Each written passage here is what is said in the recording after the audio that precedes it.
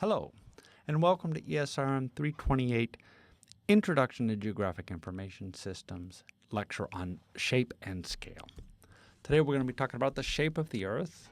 We're going to talk about the sphere, the ellipsoid, and the geoid, and we're going to discuss how these are related to one to another to derive datums, which is what underpins the projection or representing Earth features on flat maps. So we've already taken a poll in class, and we found out that we do not have any members of the Flat Earth Society, and everyone believes that the Earth is round or nearly round. We have, however, seen that this is an idea that does not seem to be going away, that the Earth is flat, and in fact is gaining quite a bit of traction in recent years. However, we have known that the Earth is round or nearly round.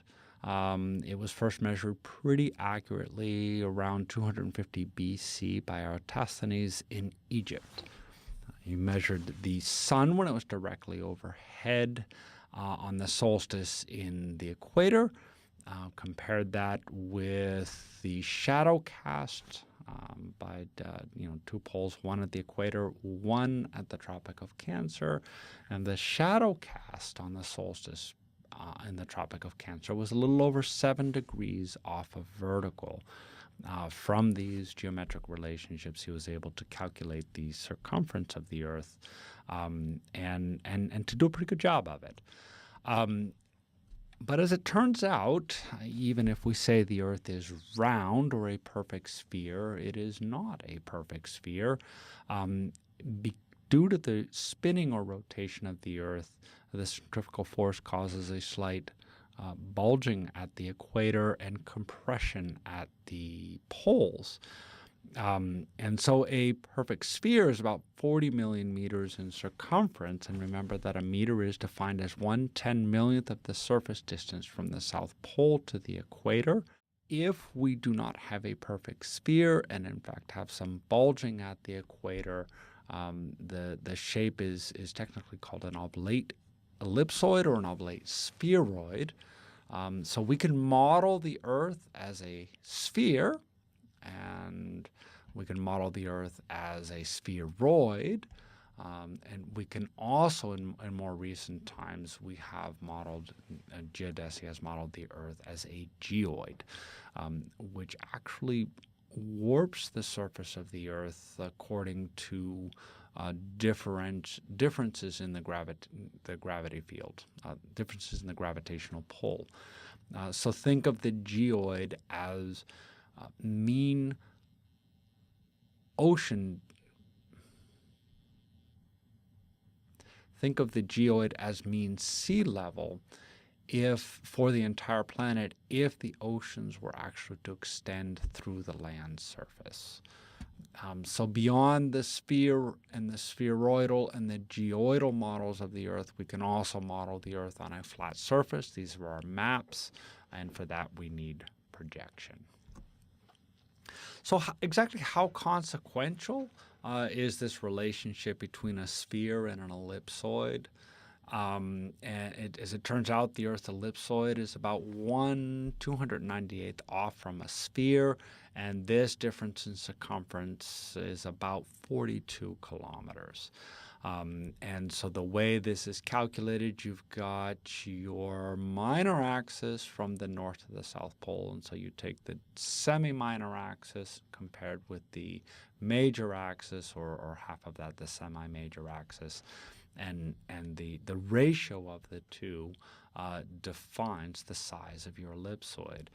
And so we've been calculating these for a long time. Examples going back to Clark 1866 and GRS 80.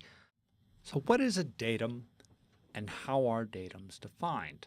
Geodetic datums define the size and shape of the Earth and the origin and orientation of coordinate systems used in mapping.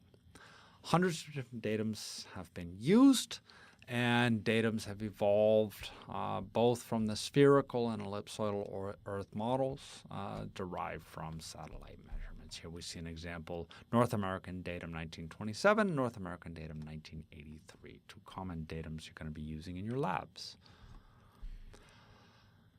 The datum is created to minimize the discrepancy between the geoid and the ellipsoid.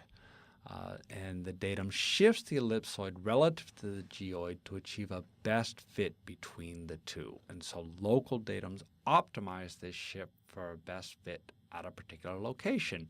And so in this example, a good fit for North America and a shift of the ellipsoid relative to the geoid may be good for North America, but create a very poor fit for South America. There are also geocentric or world-centered datum that optimize the fit for the entire Earth. So a datum definition.